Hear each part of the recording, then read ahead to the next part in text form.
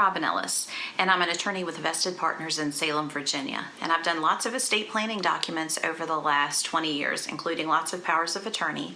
And I work with a lot of older people. And I would say probably at least once a month we get a call from somebody who wants to establish a power of attorney for a loved one that they want to help take care of their daily affairs, their business affairs.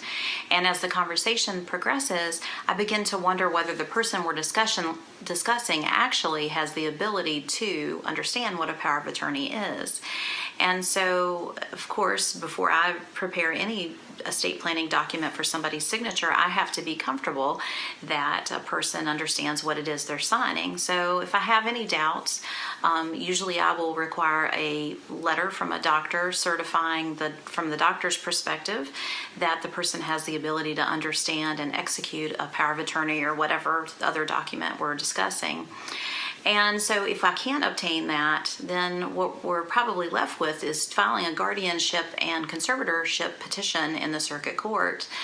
It's an involved process. It requires at least 2 attorneys' involvement.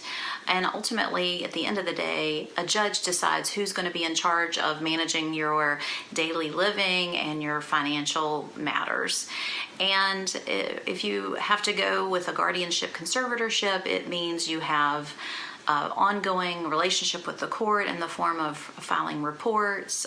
You have to be bonded, and which means there'll be annual premiums on the bond. That's for conservatorship, a conservator handling financial matters. So the issue becomes, when should you do a power of attorney? Because lots of people think about, well, power of attorney is for an older person.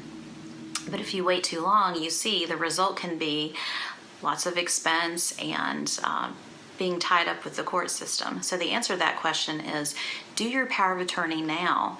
Do it now while you're of sound mind and have the ability to choose the right person for you to take care of your legal and your financial matters for you. So I can't underscore that enough. Lots of times people call to have me do a last will and testament, but I always talk about also doing a power of attorney at that same time. Better for you to decide who is in charge of your affairs now than for a judge to decide for you later.